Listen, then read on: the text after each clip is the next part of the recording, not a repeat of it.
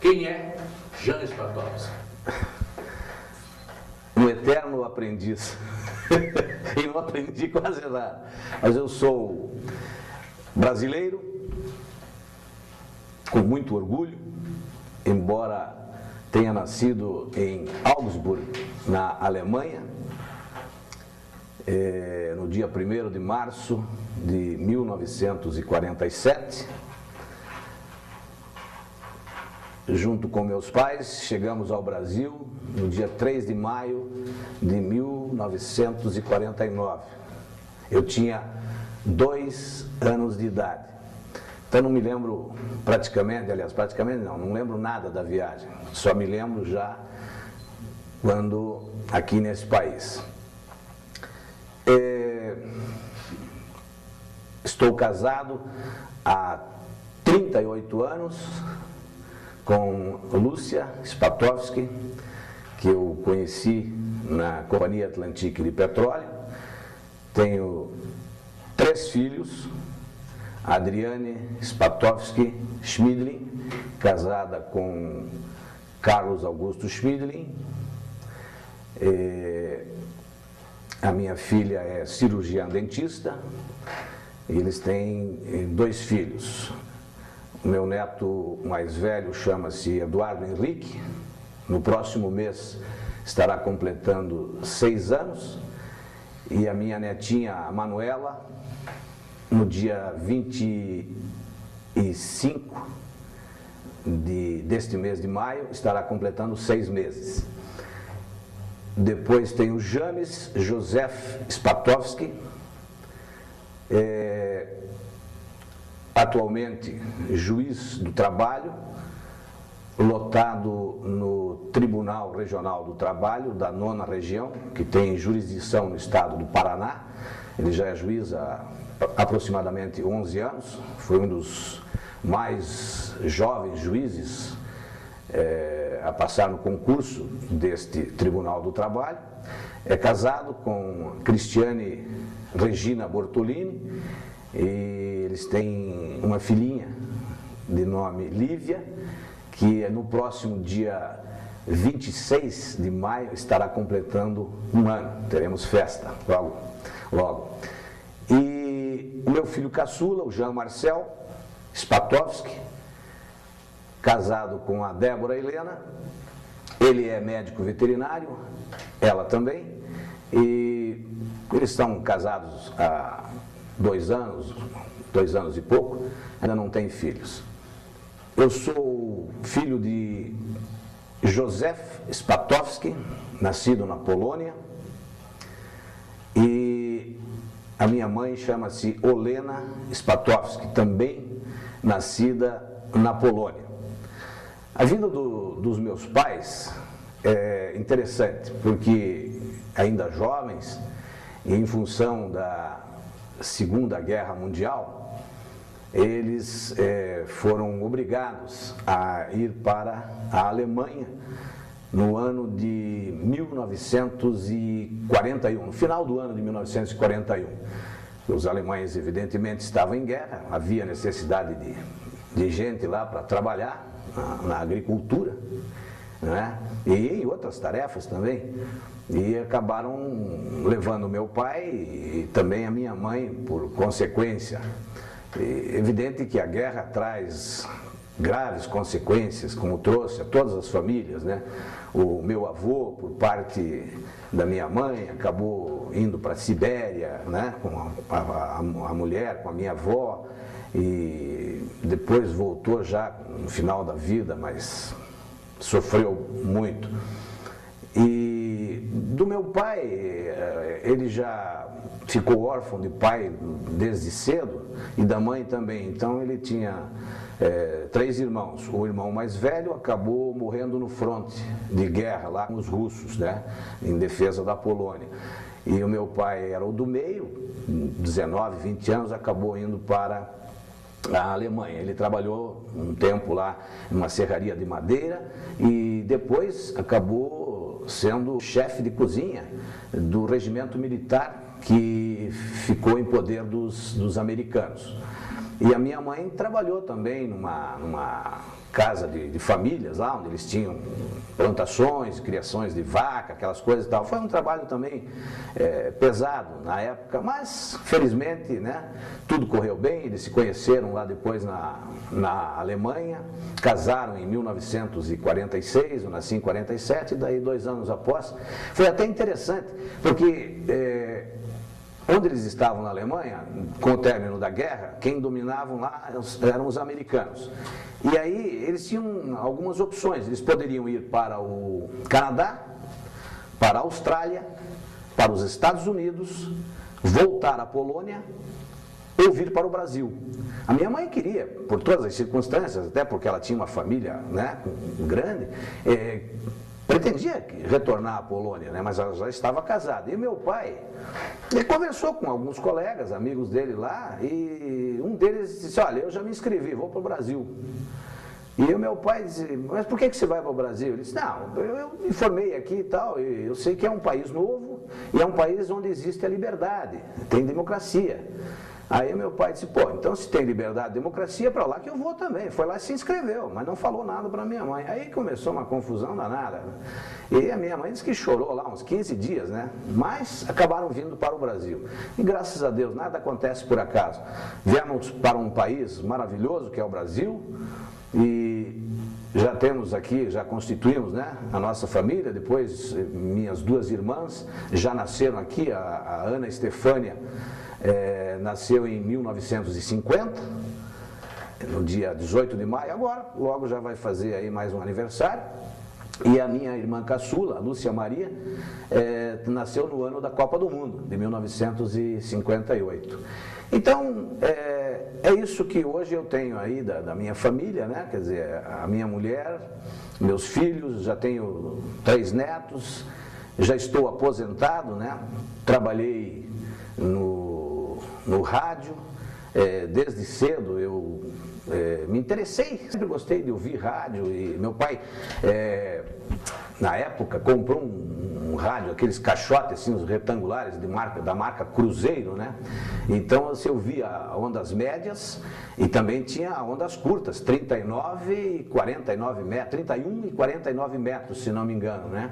Eu ouvia muito rádio, inclusive a Rádio Nacional do Rio de Janeiro, então ouvia transmissões de futebol, Jerônimo, Herói do Sertão, aquelas coisas da época do rádio, né? E aqui do Paraná, eu comecei ouvindo assim rádio, então eu ouvia programas por exemplo, do Biratã Lustosa, que ele fazia Festival na Antena, era um programa que ele fazia aos sábados à noite, na Rádio Clube Paranaense, a PRB2, né?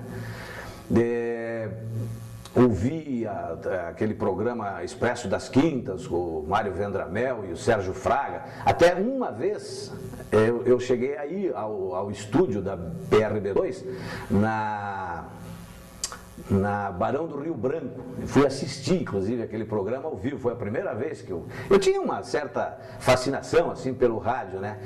E aí comecei a ouvir transmissões esportivas, né, de rádio. E eu me lembro da época que eu comecei a ouvir as transmissões. Eu ouvia várias emissoras, mas me fixei mais na PRB2 e comecei a ouvir o Machado Neto. Então eu não conhecia o Machado Neto, evidentemente, mas eu ouvia sempre lá os programas de esportes. Então tinha lá Machado Neto, Alfredo Otto, que eu não conheço pessoalmente, nem conheci, e também Osmar de Queiroz, assim, os nomes que eu me lembro. Depois tinha Boris Muzialowski, né? E eu acho que eram esses aí. Às vezes eu ouvia, inclusive, a Rádio Emissora Paranaense, que tinha um programa Gilete nos esportes, se não me engano, que era o Maurício Fruit que fazia. E eu cheguei a ouvir também aquele programa, e depois ouvi também alguns programas de rádio da Tingui e tal. Mas eu acompanhava muito assim, as transmissões de futebol do Machado. E o primeiro estádio que eu entrei na minha vida foi numa festa, se eu não me engano, era uma festa do Dia do Trabalho, que foi no estádio Dorival de Brito. Tá cheio de gente lá, com senhoras, crianças e tal. Eu também ganhei presente lá e tal. Acho que era do Dia do Trabalho. Então o primeiro estádio que eu entrei na minha vida, aqui em Curitiba, foi no estádio Dorival de Brito e Silva. Depois quando eu terminei o grupo escolar que eu estudava numa escola isolada, chamava-se Escola Isolada da Vila Guaíra, que ficava na Avenida Guaíra, que hoje é a atual Avenida Kennedy. E depois mudamos para uma escola chamada Gabriela Mistral. E daí já não era mais escola isolada, fomos evoluindo, né? Aí eu terminei o grupo escolar e fui fazer o exame de admissão no Colégio Estadual do Paraná. Pô, quando eu entrei no Colégio Estadual, eu passei no exame de admissão já de cara. Então meus pais ficaram felizes da vida, que meu pai sempre dizia, ele disse, olha, eu não pude estudar, mas eu quero que todos os meus filhos estudem, eu vou fazer tudo que for possível para que vocês todos estudem. E realmente meu pai sempre foi de uma dedicação extraordinária, eu tenho exemplos maravilhosos dele. Aliás, meu pai está com 87 anos hoje, graças a Deus, e a minha mãe com 86 anos, tenho todos ainda vivos, né, graças a Deus. Então aí fui para o colégio estadual, e ali do colégio estadual, sabe como é? A gente sempre arranjava um jeitinho, aí fui conhecer o estádio Belfort Duarte, com aquela cerquinha de madeira ali que tinha, era o alambrado do estádio, né? Belfort Duarte. E aí fiquei encantado também, disse, esse aqui é o campo do Curitiba e tal, mas acabei optando pelo Ferroviário, que daí uma vez, uma gurizada lá, que eu morava aqui na rua João Parolim, onde hoje está o Tribunal Regional Eleitoral. Ali era a fábrica de madeira, do Afonso Ritzmann Madeiras, empresa que meu pai trabalhou durante 26 anos, até sofreu um infarto, depois ele acabou sendo aposentado, né, por invalidez. Mas foi o único emprego do meu pai no Brasil, e ele era muito querido, porque ele trabalhava durante o dia, fazia o serão à noite, amarrando aqueles fardos de forro, e às vezes ainda trabalhava como guardião. Foi uma coisa assim fantástica, ele batalhou para que todos realmente estudassem. Muito interessante sua vida, mas como foi que você começou no rádio? Bom, no rádio, veja, foi uma coisa até interessante. O Edmar Baroni estava procurando alguém para fazer um informativo da federação para o programa do Odenir Silveira, que chamava-se Revista Amadurista. Ele tinha contactado uma pessoa lá, mas a pessoa não tinha também prática nenhuma e se desiludiu, não quis saber daquilo. Eu vi aquele negócio, não sei com quem que eu estava, e disse, pô, esse troço me interessa. Eu já tinha, né, o gosto pelo rádio. Falei com o Baroni, disse, não, eu faço esse negócio aí, eu pego as notícias da federação e informo lá todo dia as novidades. Aí comecei a fazer por telefone. Eu nem conhecia o Odenir Silveira. Aí comecei a fazer, o Odenir achou que ele leva jeito, tá se batendo aí um pouquinho, mas vai aprender, né? Acabei conhecendo o Odenir. Logo em seguida o Baroni era muito agitado já na época, né? Ele já brigou com o Odenir, já foi para uma outra rádio fazer um programa, e eu fiquei com o Odenir no programa Revista Amadurista. E o Odenir Silveira era considerado o pai do amadorismo, né? No Paraná, porque ele já tinha trabalhado na Rádio Marumbi com Osmar Tenório, se eu não me engano. Também ele deixou a Marumbi e já estava na Rádio Curitibana. Então eu comecei por telefone na Rádio Curitibana. E mais tarde, depois, esse programa Revista Amadurista passou para a Rádio Colombo. Então, com o Odenir, eu fui me desenvolvendo, fui fazendo os noticiários com ele, tal, vendo como ele fazia, como ele escrevia, né? E fui tomando gosto pela coisa. Aí fiquei acompanhando, aos domingos acompanhava os jogos de futebol, né, da Surbana, fui me identificando com aquilo tudo. E, poxa vida, para mim era uma satisfação enorme, eu fazia aquilo com um orgulho enorme. Não ganhava lá grande coisa, mas já era um começo, né? Já... Começou a ganhar no Diário Paraná. Não, o Odenir já me pagava, ele já me pagava uma verbazinha lá, eu não me lembro exatamente quanto, mas eu já ganhava alguma coisa, né? Aí em seguida, se eu não me engano, lá por fevereiro de 64, o Odenir era o chefe da contabilidade da Óticas Curitiba. E ele tinha um parentesco lá com os proprietários, os irmãos Barbosa, inclusive. E aí ele me levou para trabalhar lá. Aí eu já fui lá registrado e tal, trabalhando lá como auxiliar de escritório, né? Então eu já tinha um emprego na Ótica Curitiba e fazia o programa de rádio com o Odenir. Então o Odenir escrevia lá no final da tarde, no expediente, ele fazia o texto lá para a gente ler à noite no rádio e eu apresentava junto com ele. Depois eu passei a fazer o programa praticamente, né? O Odenir só dava a burilada, ia lá fazer os comentários, etc. Mas ele era o chefe da equipe. Realmente foi uma pessoa que marcou muito. E depois eu acabei conhecendo o Irone Santos, o Edmar Baroni, né, que montou outro programa de rádio, o Irone Santos também, o Levi Mufor, que é uma lenda viva do nosso esporte amador, até hoje ainda, se eu não me engano, ele escreve na Tribuna, o Irineu Orbachuk, os irmãos Walter, o Sadi Faria, que jogava no Bacaxiri, mas também era cronista esportivo. Puxa, talvez a gente não vai lembrar de todos, mas em linhas gerais seriam esses, né, que eu fiz amizade. Eu tenho uma curiosidade. Você é filho de pais estrangeiros. Como foi o sotaque no rádio?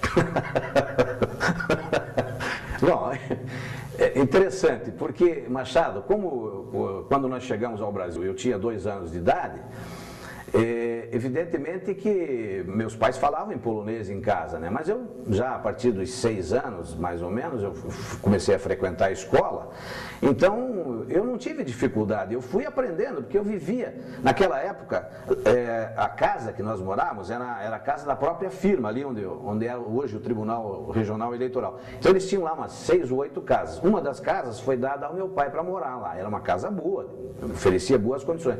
Então era só atravessar a rua, Machado, já tinha um campo de futebol ali do lado, que depois veio se chamar Fluminense. Lembra do Fluminense? E aí nós jogávamos bola o dia inteiro lá, então eu fui aprendendo, eu aprendi muito rápido, né? Eu nunca tive sotaque assim nenhum, pelo contrário, eu só procurei aprimorar o português, né? Quer dizer, não aprendi totalmente ainda, mas de vez em quando a gente comete uns deslizes, né? Mas nunca tive sotaque, então as pessoas olhavam e diziam, pô, ele fala bem, não tem dúvida, e assim foi. E a escolha no Brasil de Curitiba, vocês já vieram direto para cá? Ah, isso é interessante. Não, daí naquela época nós viemos de navio, né? Saímos lá da Alemanha e fomos de trem fomos para Nápoles, na Itália. E de lá nós pegamos um navio e chegamos ao Rio de Janeiro. Chegando no Rio de Janeiro, ficamos lá durante 40 dias, tinha aquela famosa quarentena, né? Ficamos no Rio de Janeiro, parece que na Ilha das Flores, se não me engano. E daí em seguida, sim, aí viemos já direto para Curitiba. E foi aquelas coincidências que ocorrem, né? Um outro casal de tantos que vieram para o Brasil, já conseguiram um contato com o Afonso Ritzmann, o próprio Afonso Ritzmann, que ele era alemão, né? De descendência alemã, e ele falava alemão, ele já arranjou um emprego lá, o seu Pavel, que depois virou compadre, né? Foi do meu pai porque batizou a minha irmã, que nasceu aqui já. E esse senhor falou para o Afonso Ritzmann e disse, olha, eu tenho mais uma pessoa para trabalhar. E ele falando, meu pai sabia falar bem o alemão, porque afinal de contas ele viveu durante um período razoável na Alemanha, e aí ele contratou meu pai para trabalhar, e foi o único emprego que meu pai teve na vida. Ele era um homem benquisto, e como é até hoje, né? E ele trabalhava lá, se dedicou extremamente, então o seu Spatoski lá era um homem assim que gozava de um prestígio, eu tinha um orgulho enorme, porque eu via ele trabalhando, né? Morava ali do lado, pertinho, então às vezes eu ia lá à noite, ver no serão dele lá. Eu fiz uma pergunta, você... Eu desviei. Bastante. Desculpe. Não sabe disso. Você, a gente sabe, conheço há bastante tempo. Me diz uma coisa. Eu sei que você escrevia bem. E você trabalhou em jornal e trabalhou em televisão. É verdade. Nós viemos aqui para contar a sua história de rádio, jornal e televisão. O que você pode nos contar a respeito? Muito bem. Então eu vou já quase direto ao assunto. Um belo dia nos corredores da Rádio Colombo e Curitibana, que era um consórcio ali do edifício Pugsley, o Machado Neto chegou para mim e disse assim, escuta, você quer escrever em jornal? Eu disse, eu? Eu disse, pô, claro, o que vier, né? Tá valendo. Então você vai lá no jornal, fala com o encarregado lá do setor e diga que fui eu que te mandei. Eu imediatamente, né, saí dali, Denir, já pedi licença lá, disse, Denir, eu vou lá no jornal, no Diário do Paraná. Fui lá, falei com a pessoa e tal, tá bom, amanhã você começa, pode escrever uma coluna aí sobre futebol amador. Era meu ramo, né, eu estava dentro da atividade, tudo bem. No outro dia já fui lá, fiz uma coluna e tal, escrevi. saiu publicado no dia 17 de outubro de 1963, a primeira coluna. Então saiu, o nome não fui eu que coloquei, eles colocaram lá, Noticiário Suburbano por Jans Patós. Ainda com o nome, pô, eu fiquei feliz da vida. Eu estava na 4ª série ginasial, passei na banca, desci do ônibus na Praça Carlos Gomes, comprei o jornal e olhei e tal, vi a coluna, disse, nossa, que coisa maravilhosa. Botei dentro da pasta e fui para o colégio, mostrei para um colega lá, a primeira professora que entrou, disse, professora, dá licença, tem que ver aqui, ó, nosso colega aqui, ó, está escrevendo em jornal, ele já é jornalista. Pô, você vê, jornalista, estava fazendo uma coluna. E escrevendo o nome certo, Espatópolis. Não, o nome certinho, esse sempre foi um grande problema, né, de nome. E aí passei a escrever no Diário do Paraná e continuei no rádio, né, trabalhando, fazendo o programa com o Adenir, com quem eu aprendi muito também. Agora, tenho que agradecer ao Machado Neto, porque confiou, né? Ele sabia que precisavam de alguém para escrever sobre futebol amador e, você vê, me indicou, e foi bom. Eu agradeço eternamente por isso, porque esse encaminhamento é importante, a gente precisa dessa ajuda às vezes, sabe? Todos nós precisamos, né? E foi muito bom. E continuei no rádio, depois passei para o setor, inclusive, profissional do rádio, conheci grandes figuras lá no consórcio Colombo Curitibana, Mauro Edson Carriel, Osni Silveira, um grande comentarista, Marcos Esmanhoto, que era um repórter da melhor qualidade, ele começou fazendo plantão esportivo, era um corintiano inveterado, né? É médico, depois ele, em Apucarana, casou inclusive com a filha do seu Marcelo, que era Bertoli, que era gerente da Atlantique, a Regina, né? E tinha o Aino Luiz, que eu me lembro, né? Tinha o Luiz Nivaldo Maciel, que era da parte técnica, né? Que trabalhou depois, nós trabalhamos juntos na Atlantique, o Arlério Serpe também trabalhou na parte técnica. Poxa, eu fui conhecendo o pessoal, né? Que passou pelo rádio ali, o Darcy Batista, se não me engano, Darcy Machado, que não tem um parentesco com o Machado, isso, está em Londrina, também passou por lá. Depois trabalhei um tempo, inclusive na Rádio Colombo, um período pequeno com o Willy Gonzer, né? O Fuad Calil. Fuad Calil, nós chegamos uma época a apresentar um noticiário, às 10 horas da noite, se eu não me engano, na Rádio Colombo. Então, era um fato interessante que acontecia, era o seguinte, o noticiário era sério, né? A gente sempre se compenetrado. O Fuad também, um grande narrador esportivo, né? Já era na época, depois melhorou, depois ele foi para São Paulo, Rio, né? O Rio, Então nós tínhamos um noticiário. Mas aquela do tempo, a previsão do tempo era interessantíssima, né? Que tinha uma janelinha dentro do estúdio, aquelas paredes de Eucatex. Então quando vinha lá, previsão do tempo, soltava a música, a gente olhava na janelinha, via assim meio nublado o tempo lá, né? Já tempo instável, sujeito à chuva. De vez em quando alguém dava um tropeção lá na parede daquela, trovoadas e tal. Então era divertidíssimo, mas a gente aprendeu muito e a gente foi desenvolvendo, né, no rádio, e depois veio, por consequência, veio a televisão. Eu sempre... A televisão veio do jornal. Do jornal. Foi interessante, até porque eu estava escrevendo sobre futebol amador no Diário do Paraná. E aí começaram a aparecer oportunidades, né? O que apresentava o programa de esportes no Canal 6, que era Atualidades Esportivas, vez por outra, né, se ausentava. E aí eu acabei fazendo, né, a apresentação desse programa. Eventualmente eu apresentava Atualidades Esportivas. Aí o pessoal já me viu na televisão, eu era jovem, tinha lá 17 anos, 18 anos. Então eu fazia Atualidades Esportivas, um programa de 5 minutos, mas era o começo. E desse começo, de repente passei a apresentar o Diário do Paraná na TV, que era um noticiário que encerrava a estação naquela época, que o Canal 6, por volta das 23h50, né, encerrava as suas transmissões. E eu passei a apresentar, então, o Diário do Paraná na TV. Antes, porém, eu apresentei também o Diário de um Repórter, que era também uma crônica diária que vinha através da agência Meridional. O Diário do Paraná eu acho que um dos poucos jornais em Curitiba que já tinha uma agência, né, de notícia. Então ela vinha através da agência Meridional e eu apresentava em Curitiba aquele Diário de um Repórter. Era uma crônica diária do Davi Nasser, né, com muito orgulho. E eu já tinha visto o Alberto Cury fazer no Rio de Janeiro. Então, claro, que eu não imitava, né, na voz, isso nem pensar, mas a maneira de apresentar e tal, isso eu fazia. Agora, o que às vezes a gente sofria é que a gente pegava o texto e você não tinha com quem conversar. Então, às vezes, uma palavra mais, né, difícil, alguma que você não está acostumado a ver e tal, né?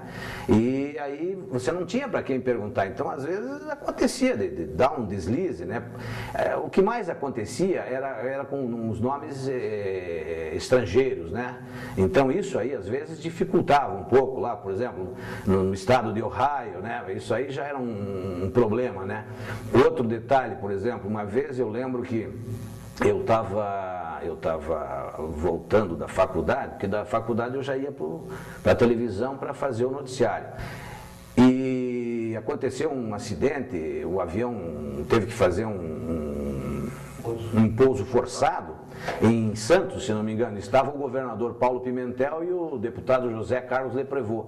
E eu, chegando na televisão, o senhor Aloysio Finzetto, que era o diretor artístico, disse: rápido aí, se arruma aí que tem que apresentar aí, houve uma notícia aí, vai ter uma notícia extraordinária e você precisa ler isso. Mas eu peguei o texto e não li, quer dizer, então você cometia uma gafezinha ou outra, né? E o interessante é que o governador, na época era o ex-governador Pimentel, o governador era o Ney Braga, e ele tinha acabado de fazer um pronunciamento na televisão, e eu dei uma escorregada lá num dos nomes lá que estava no avião. Então, mas essas coisas acontecem e passam, né? Tinha uma pessoa, inclusive na Atlantique, eu já trabalhava na Atlantique também, que não perdoava, ele acompanhava o noticiário, qualquer deslize que a gente cometia, no dia seguinte ele comentava. O Machado Lemos, o senhor Orlando Bommel, né? Ele já comentava: pô, você pisou na bola. Naquela época a gente nem falava pisou na bola, normalmente eles diziam assim: ó, você pisou no tomate, pô, que coisa, né? Mas eles diziam: mas vai fazer o quê? A gente não tinha ninguém. Eu me lembro, uma vez eu ia apresentar um noticiário, eu cheguei lá, peguei o texto, eu olhei lá, tinha lá, não sei o quê, 300 RPM. Eu fiquei, RPM? Aí o que eu fiz? Como ainda tinha tempo, corri ali na redação do Diário, que o jornal era ao lado do Canal 6, ali na José Loureiro, e o José Cripa, ele fazia um noticiário lá para a Rádio Ouro Verde. Eu cheguei: Cripa, me dá uma ajuda. Depois ele se formou, é médico, né?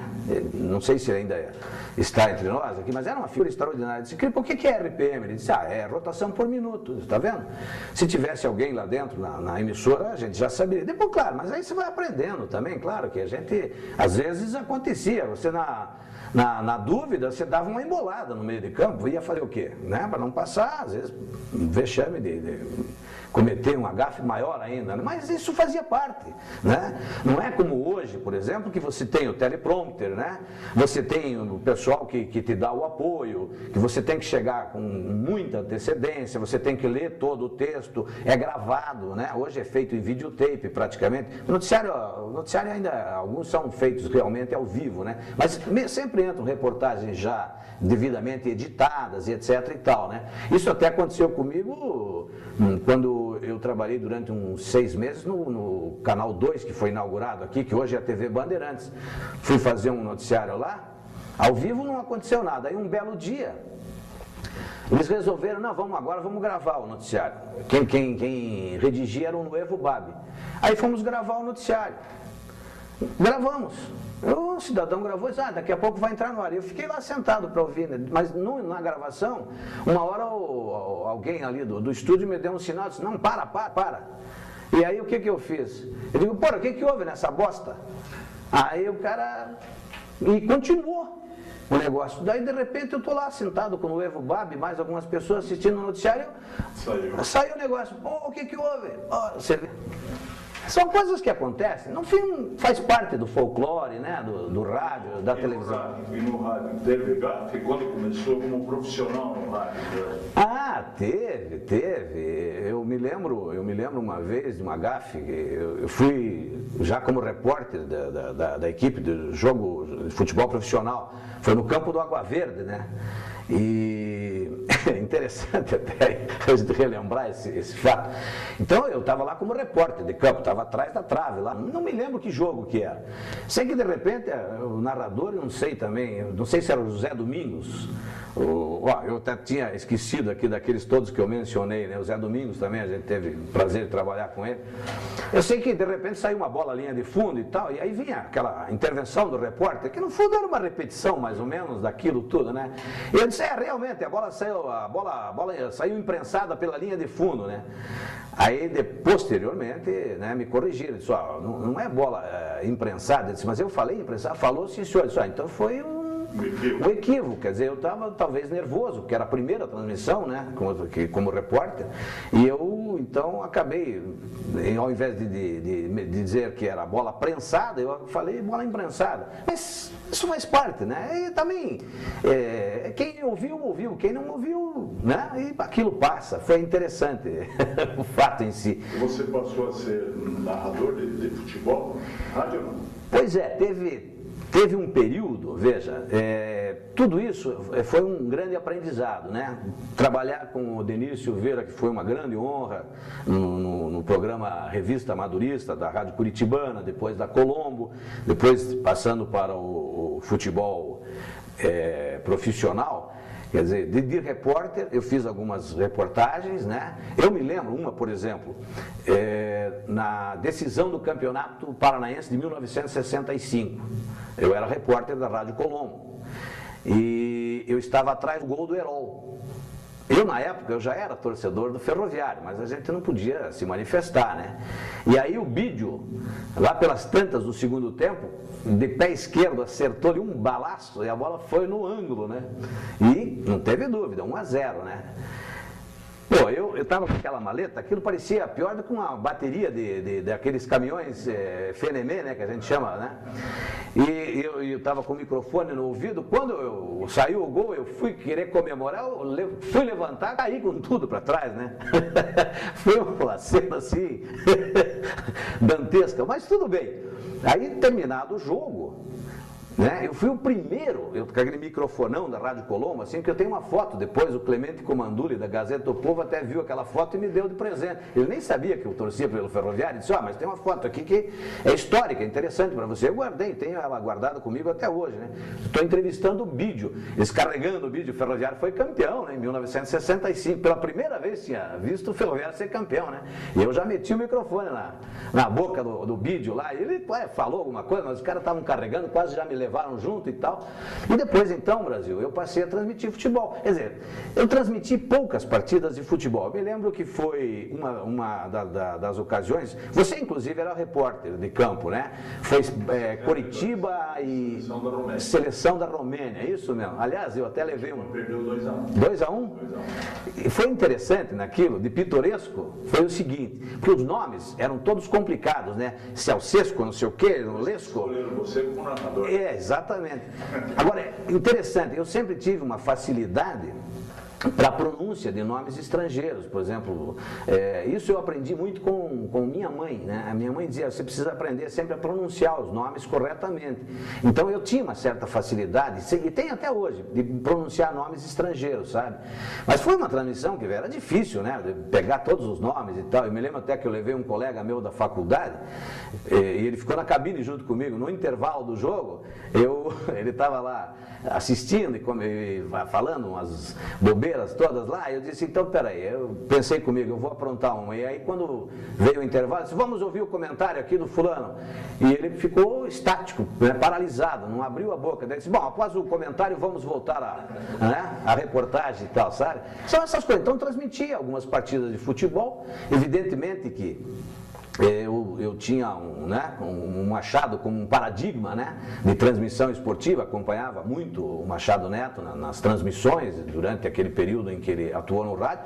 Aliás, nós trabalhamos juntos, que depois na Cultura tivemos o prazer de estarmos juntos. O Machado era o narrador, eu era o apresentador, eu fazia a abertura da jornada esportiva, o Colmar Rocha Braga, né, ele sempre levava os filhos juntos, né, ficavam lá na cabine também, era o comentarista, e você era o repórter de campo, né? Já era repórter. Já era repórter. Não, sim, você... Aliás, diga-se de passagem, veja como a história se repete.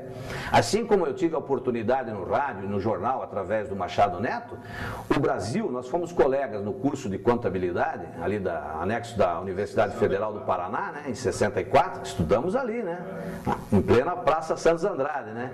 E aí eu acabei levando o Brasil para o rádio, quer dizer, eu sou o padrinho também, né, assim como o Machado é meu padrinho, eu sou seu padrinho, porque através do meu contato, né, você foi para a Rádio Colombo e depois fez uma brilhante carreira, passou por várias emissoras, trabalhou com o Machado, se não me engano, na Guairacá. Guairacá em 68. Exato, e hoje é um dos repórteres mais conceituados que nós temos aqui na Rádio Banda B, verdade. Tenho um grande orgulho de ser seu amigo, você sabe disso, somos colegas de curso de contabilidade, né, que eu nunca exerci, mas você exerceu, né? Eu tenho mais uma coisa para acrescentar. Foi você quem apresentou o Edu Brasil também na Companhia Atlântica de Petróleo? Não, aí não, Machado. Não, por incrível que pareça, eu até posso te dizer, porque o Eduvaldo estava no rádio e depois quem apresentou, se eu não me engano, foi o Mauro Edson Carriel. Trabalhava comigo na Colombo. Na Colombo, tá vendo? Exatamente. Aliás, foi até um fato interessante, Machado, porque depois, evidentemente, eu fui trabalhar na Companhia Atlântica de Petróleo, da qual o Machado era o chefe do departamento de pessoal, né? Aliás, só dava radialista. Só dava radialista, exatamente. Você imagine, eu trabalhava com o Osni Silveira, eu era escriturário, né? Eu entrei como escriturário. Então tinha no setor, tinha o Osni Silveira, tinha o Luiz Nivaldo Maciel, tinha o Arlélio Serpe, né?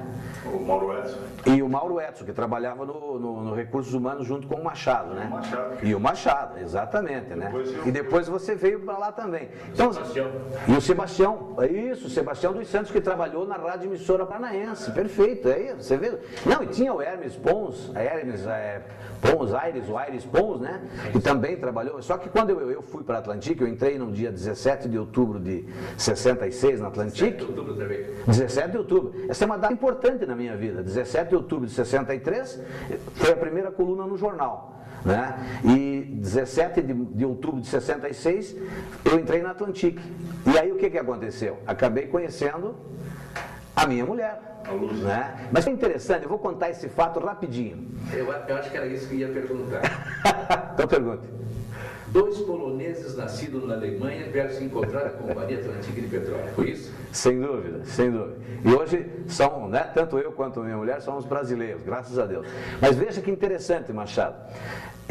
A Lúcia, ela entrou na Atlântica em junho, se eu não me engano, de 65. E eu entrei em outubro de 66, um ano e pouquinho após. Aí um belo dia, lá nos corredores da rádio, o Mauro Edson, que tinha um vozeirão, né, eles chamavam de voz de veludo, né, ele tinha um programa esportivo que ele fazia, parece que a Guanabara é o limite, de perguntas sobre futebol, aos domingos, ao meio-dia. Eu sempre ouvia aquele programa, né, eu achava fantástico, ele tinha um vozeirão mesmo, era um excelente narrador esportivo também. Com o Antônio Cury também, que fazia parte da equipe que o Machado montou, Silvio Ronald, isso, pô, grandes figuras. E aí, um belo dia o Mauro Edson Carriel chegou para mim e disse assim: Jean, que interessante, na Atlântica tem uma moça que é a mesma situação tua, ela é filha de poloneses e veio para o Brasil. Eu não sei se na mesma data que você, ou um pouquinho depois e tal. Pô, você precisa conhecer, rapaz. E ela é muito bonita e tal, né? Eu digo, então tá bom, tudo bem. Aí passou, né? Eu digo, não, qualquer hora eu vou lá, né? Ele brincava comigo, pô, quando é que você vai lá tomar um café e tal. Até que, de repente, eu fui lá fazer um teste. O Machado disse, você não quer trabalhar na Atlântica? Eu disse, claro que quero. Aí fui lá fazer um teste. O teste eu acho que foi mais ou menos, mas é que eu tinha 17 anos, e aí o Machado disse, não, mas com menor de idade a Atlântica não admite. Então você vai ter que esperar completar a maioridade para 18 anos, para depois então ter a oportunidade. E aí aconteceu, exatamente, e no dia... Mas que padrinho esse teu? Um baita padrinho, né? E aliás, depois foi meu padrinho de casamento, é meu padrinho de casamento, claro. Não poderia deixar de ser, entre outros padrinhos, é o meu padrinho. Localizado é você. Pois é. Então, Machado, de tudo isso, eu quero dizer o seguinte, que a melhor coisa que me aconteceu na Atlantique foi eu ter conhecido a minha mulher, né? Realmente é uma figura extraordinária, né? Eu já estou casado há quase 39 anos, eu conheço a Lúcia desde 66, então são 42 anos, né? E graças a Deus constituímos uma família formidável. Adoro a minha mulher e meus filhos. No começo de namoro, tinha uma história lá na Atlantique, que o pessoal contava lá que o Jean não comprava. Ah, é verdade. Televisão. Não, essa foi de lascar. A turma era danada mesmo. Então, o que acontecia? Eu, como trabalhava no setor com Osni Silveira, né, com aquele pessoal que eu já mencionei, então, vez por outra, a Lúcia, ela inclusive trabalhou no setor de recursos humanos, né? E vez por outra ela passava ali no setor, como Machado também, às vezes ele ia dar uma fiscalizada, na verdade ele ia lá, mas ele era muito amigo de todo mundo, mas ele aproveitava, às vezes dava um telefonema ali do setor lá para o terminal de Vila Paroli, porque a Atlantique tinha jurisdição sobre Paraná e Santa Catarina e o Rio Grande do Sul, né? Então, a Lúcia às vezes ia ali também, ia levar um documento, às vezes para o chefe ali do setor, né? De alguém que ia ser admitido, porque você sabe, né? A mudança de pessoal era normal, não era assim seguido, mas sempre acontecia, né? Entrava um, saía outro, aquela coisa toda, né?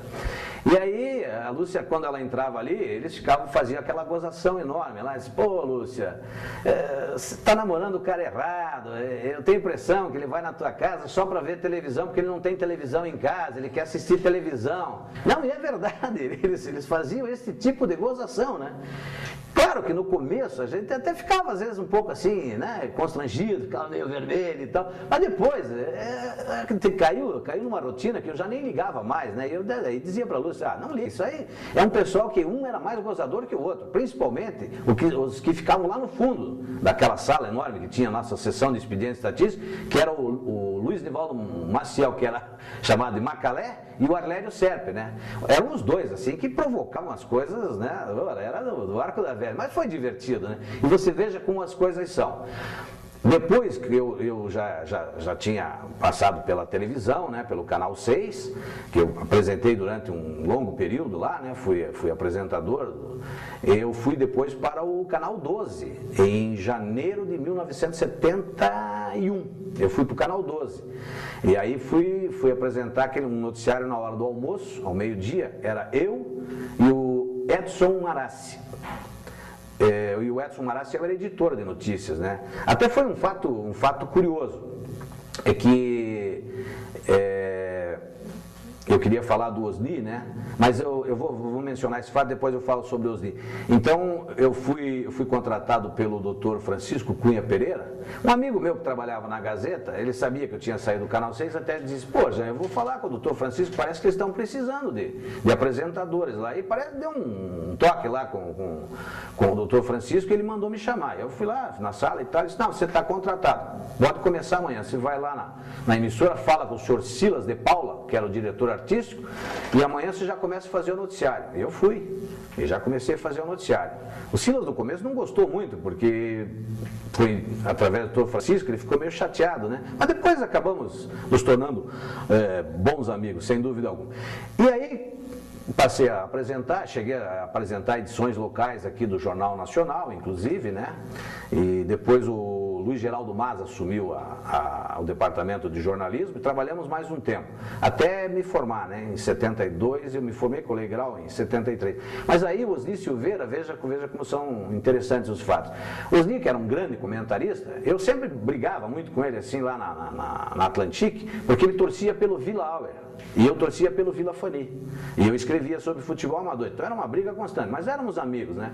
E aí, como eu admirava o trabalho, né, o comentário do Osni, um dia eu cheguei para o Luiz Alfredo Malucelli, que era o diretor comercial na época do Canal 12, e disse, Malu, vamos dar uma encaixada aí, veja uma oportunidade aí para o Osni Silveira fazer um comentário diário no programa que tinha logo depois do nosso noticiário do meio-dia, ao meio-dia e meia, aí entrava o programa de esportes, que era apresentado pelo Carlos Marassi e o Almir Feijó. E ainda tinha aquela Fátima Freire, filha do Newton Freire Maia, né, que depois virou atriz da Globo, né? E aí o Malu também gostava do Osni, porque além do que o Malu era coxa branca e o Osni também, né? Torcedor do Coritiba. E aí o Osni passou a fazer comentários. E ele ficou um bom tempo no Canal 12 lá fazendo comentários. Aliás, excelentes comentários. O Machado é testemunha disso, que é uma pessoa, né, pena, que nos deixou muito cedo, né? Teve um acidente automobilístico, mas era uma grande figura, né? O Osni Silveira, como tantos outros que a gente conheceu, né, no rádio e na televisão. E o que mais que eu poderia dizer a vocês? Acho que seria isso. Percepção nessa tua vida profissional de rádio e televisão? Machado, você sabe que assim como você tem as alegrias, você tem as tristezas também, né? Eu fiquei chateado, por exemplo, quando eu fui comunicado que eu ia ser demitido do jornal, do Diário do Paraná, né? Mas tudo bem, eu até procurei indagar da direção do jornal, mas qual é o motivo? Não, é que nós vamos paralisar a parte de esporte amador. Porque é interessante, Machado, eles só fizeram questão de ter esporte amador no jornal, no Diário do Paraná, porque aquilo vendia muito jornal. Porque o único jornal que fazia cobertura na época era a Tribuna do Paraná, né? E, se não me engano, o Paraná Esportivo, que também passou a divulgar. Mas depois o Paraná Esportivo desapareceu, ficou só a Tribuna. Então o Diário, como era um jornal que tinha uma tiragem significativa, e aumentou a tiragem não pelo fato de eu escrever a coluna de futebol amador, mas é que o futebol amador, na época, o pessoal comprava jornal mesmo, eles queriam ver as fotografias, acompanhar as notícias e tal, sabe? Então eu fiquei um pouco chateado com aquilo, sabe, Machado? Essas coisas acontecem, né? Mas fazer o quê? Em outros setores, por exemplo, eu deixei o programa do Denir, só me deixou, né, saudade de deixar o programa, mas foi uma fase fantástica, né? Depois acabei saindo também do Canal 6.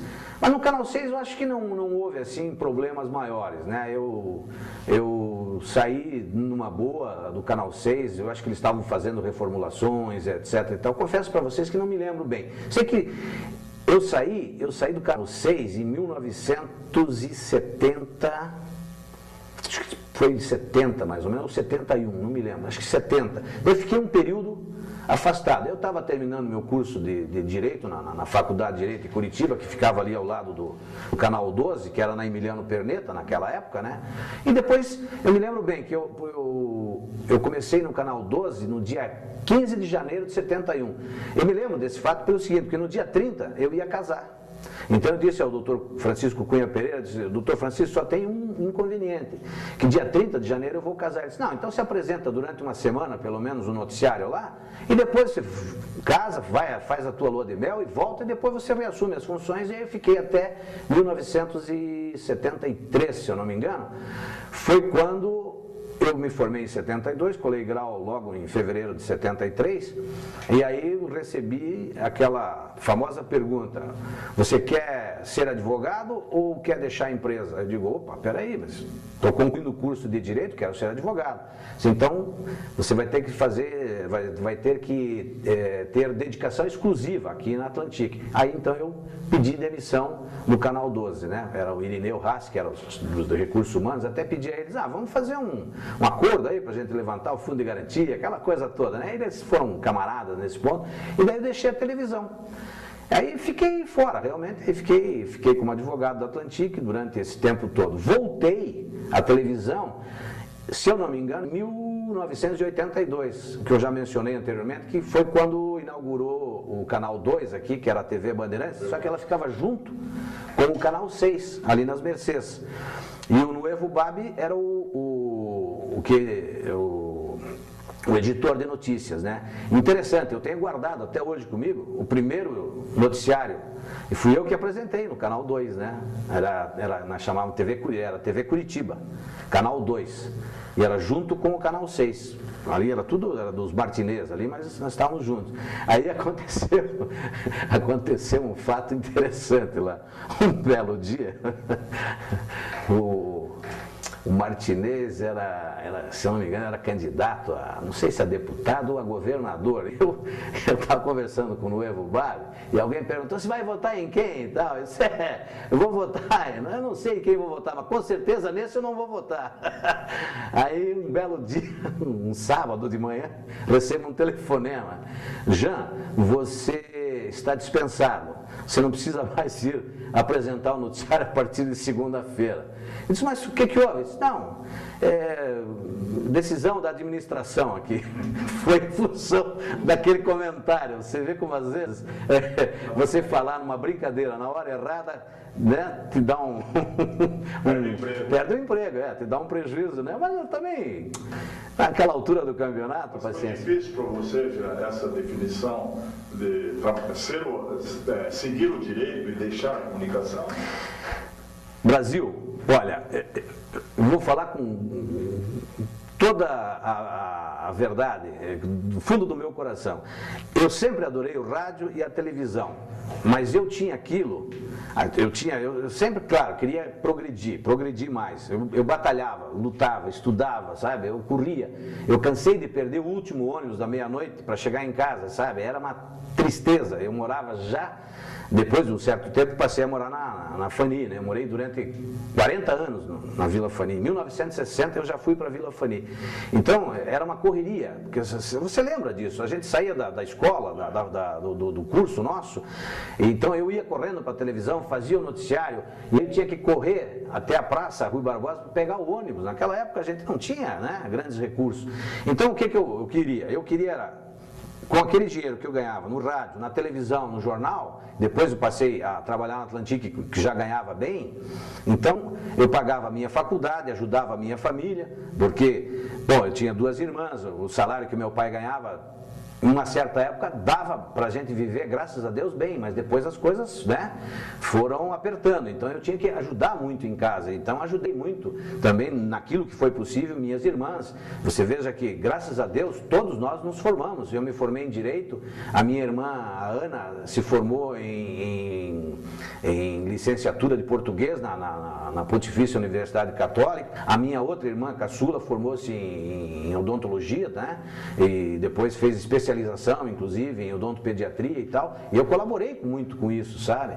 Então, isso tudo que eu fazia, esse esforço todo, foi exatamente para ter as condições para chegar aonde eu cheguei. E eu confesso para você, posso não ter sido um brilhante advogado, mas eu procurei me aprimorar, estudei. De certa forma, eu posso dizer o seguinte, como advogado de empresa, você acaba sendo tolhido, porque o teu horizonte não é que ele vá se estreitando, mas você fica mais restrito àquela atividade empresarial, que eram o quê? Os contratos, né, com os postos da rede de postos da Atlantique. Claro que tinham as ações judiciais também, cada ação, né, tem um detalhe a mais, um detalhe a menos, etc e tal. Mas para isso existia o chefe também, né, eu era o segundo, né, tinha o advogado-chefe e eu como advogado, né. Claro que sobra sempre para o advogado os problemas maiores, né? Onde tem uma bronca maior, você vai. Aconteceu um problema lá em Guarapuava, de desvio de combustíveis dentro de um tanque, quem é que vai? É o Jean que vai lá resolver o problema, né? Então, mas eu acho que me desencumbi bem da função durante esses anos todos. Tive lá uns quiprocós também, evidentemente, né? Mas isso faz parte. Quantos anos? Machado, eu de 66 eu trabalhei até 82, depois eu fiquei um período afastado da empresa, nós tivemos uma briga judicial, eu acabei retornando à empresa e fiquei até o ano de 1999. Depois eu retornei, mas aí eu já fiquei afastado, né? E aí fui um período para a Justiça do Trabalho também, e depois acabei me aposentando com 35 anos, 2 meses e 23 dias. Eu marco sempre esses números. Foi um prazer ouvir a tua história e agora nós gostaríamos das suas considerações finais. Como consideração final, eu quero agradecer profundamente a você, Machado Neto, por tudo que você representa e representou na minha vida, e te dizer que eu tenho como uma das grandes figuras humanas que eu já conheci. Eu quero te dizer que eu adoro meus pais, adoro meu pai, tenho meu pai como um grande exemplo, mas você é uma pessoa que me marcou profundamente pelas tuas atitudes, pela tua maneira de ser.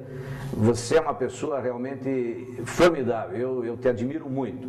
E ao Eduvaldo Brasil, eu também quero agradecer profundamente que você tenha vindo aqui participar desse nosso bate-papo.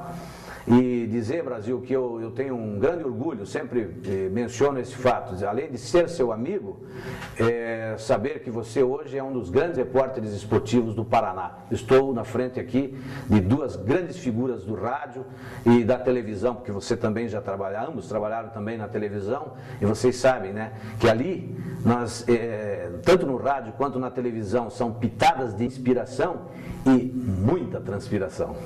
Muito obrigado.